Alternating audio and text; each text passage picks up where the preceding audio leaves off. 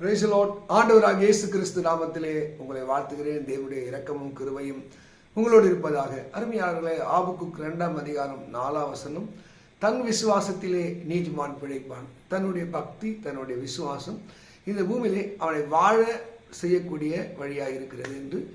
என்ன விசுவாசம்? அதே லேவியராக புத்தகம் 18 அதிகாரம் 5 சொல்கிறது, அங்கே அவர் கட்டளையை, அவருடைய வார்த்தையை எவன் கைக்கொள்கிறோ அந்த கைக்குள் அதன்படியே அவன் பிழைப்பான்.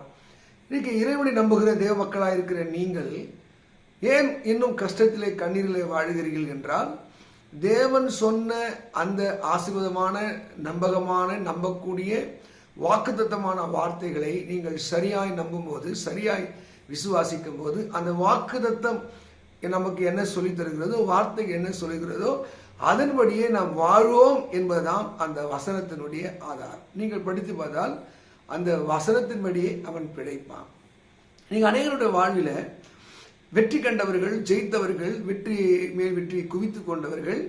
இப்போது நீங்கள் மத்திய 7 அதிகாரத்தில் நீங்கள் 24 படித்தா, நான் சொல்லி இந்த வார்த்தையின்படி கேட்டு அதன்படி செய்கிறவன் எவனோ அவனை புத்தியுள்ள மனுஷனுக்கு ஒப்பிடுவேன் அப்படின்ற. புத்தியுள்ள மனுஷனாக எப்படி ஒருத்தன் மாறுகிறான், அவன் செய்கையில் எப்படி புத்தி வருகிறது, அவன் அறிவு சின்ன வயசுல கற்றுக்கொண்ட விஷயம் அது தவறாக இருக்கலாம், சரியாக இருக்கலாம், அது எல்லாருக்கும் பிடித்திருக்கலாம், பிடிக்காம இருக்கலாம். ஆனால் அந்த பழக்கங்கள்லேருந்து அவன் மாறி, அவன் தெளிவடைந்து, புத்தி அடைந்து, சர்வ மக்களுக்கு முன்பாக அவன் வெற்றியாளனாக, ஜெயமுள்ளவனாக மாற அவனுக்கு வழிவகுக்கிறது இறைவனுடைய வார்த்தை. அதுதான் உலகத்திலே வந்து எந்த மனிதனையும் பிரகாசிக்கிற ஒளியே அந்த மெய்யான ஒளி. அந்த ஒளியாக தேவன் எந்த மனிதனாக இருந்தாலும் அவனை ஜெயிக்க வைக்கக்கூடிய, பிரகாசிக்கக்கூடிய, மேன்மை அடைய செய்யக்கூடிய நிலைக்கு தள்ள. அதனால்தான் எந்த ஒரு மனிதன் தேவனுடைய வார்த்தை மேலே நம்பிக்கை உள்ளவனாக இருக்கிறானோ, அந்த வார்த்தையை அவன் தன்னகத்தை ஏற்றுக்கொண்டு அவன் நம்புகிறானோ, அவன் எவ்வளோ பெரிய முட்டாளாக இருந்தாலும், ஒரு பிரயோஜனமற்றவனாக இருந்தாலும், மக்கள் மத்தியிலே அவன் எண்ணப்படாதனா இருந்தாலும் அவனை ஜெயிக்க வைக்கிற வல்லமை இந்த வானத்தையும் பூமியும் படைத்த இறைவன் கையில் இருக்கிறது. அதைத்தான் தன் விசுவாசத்தினாலே நீதிமான் பிழைப்பான். நீங்க பைபிள் முழுக்க போய் பாருங்க, அதை வந்து திஷ்டாந்தரமாக, சாட்சியாக, நமக்கெல்லாம் ஒரு முன்னுதாரணமாக இத்தனை தேவ மக்கள் வாழ்க்கையிலே அவர்கள் ஜெயித்திருக்கிறார்கள். அதனால்தான் நம்முடைய வாழ்வு இந்த பூமியில வெற்றியாய் வாழணும். ஒருவேளை குழந்தை இல்லை, தொழில் நஷ்டம், தொழிலில் முன்னேற முடியல, என்ன செய்யணும்னு தெரியல. இன்னைக்கு ஒருவேளை உங்க வாழ்க்கையில வெற்றி மூளை, வெற்றி சிந்தனை எதுவுமே இல்லை, எதனை பண்றதுனே தெரியல, ஒரு மாதிரி பிளாங்கா இருக்கு. ஒரு கவலைப்பட வேண்டாம்.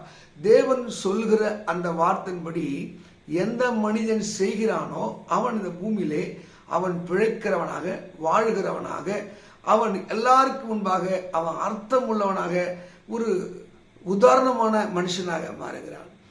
பரிசுத்த வேதத்தில் எடுத்து பாருங்க, எந்த மனிதன், சாதாரண மனிதன், நம்பத்தக்க தகுதி இல்லாதவன், அவங்க வாழ்க்கை. இப்போ ஆடுகள் பின்னாடி போயிருந்த தாவீதை பற்றி படிக்கிறோம்.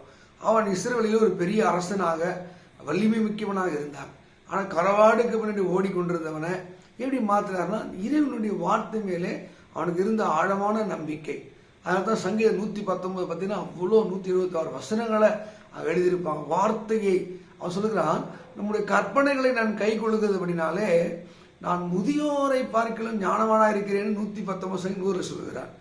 119 சங்கீதம் அங்க 99 சொல்லும் போது, எனக்கு போதித்தவர்களையும் நான் அறிவாளி இருக்கேன். நீங்க ஒரு அறிவாளியா, புத்திசாலியா இந்த பூமியில நீங்க பிழைக்கணும், வாழணும்னா ஒரே ஒரு ஆணைத்தரமான வார்த்தை, இறைவன் சொல்லுவதை, தேவன் சொல்லுவதை, இயேசு சுவாமி சொல்லுவதை நம்ம வாழ்க்கையில கடைபிடி. சின்னதோ பெரியதோ, உதாரணத்துக்கு நம்ம ஆசிரியத்தை பார்க்குறோம். அதில் ஒரு உண்மையை பாருங்க.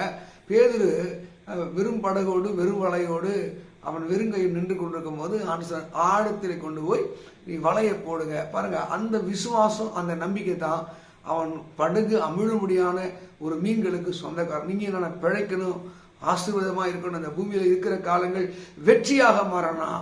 அவர் என்ன சொல்கிறார், அதன்படி செய்கள். அங்க அழகாக மரியாள் சொன்னாங்க. அவர் என்ன சொல்கிறார், இந்த தண்ணியை எதாக ஊத்துப்பா, ஊத்துனாங்க, அது ரசமாய் மாறி வாழ்ந்தார்கள். பேதுரு ஆழத்துல கூட வலைய போடு, அவ்வளவுதான்.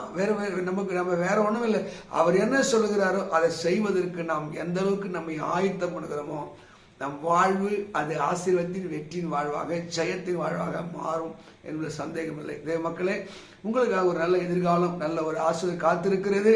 நம்ம சுய பலத்தில் சுய அறிவில ஓடி முட்டி மோதி நிறைய தோத்திருப்பல்ல, கொஞ்சம் தேவன் சொல்லுகிற சின்ன சின்ன ஆலோசனை ஆழத்தில் கொண்டு போய் போடுனா போடுங்க, வலது பக்கத்தில் போடுங்கன்னா போடுங்க, தூண்டில் எடுத்து போய் மீன் பிடிங்கன்னா பிடிங்க.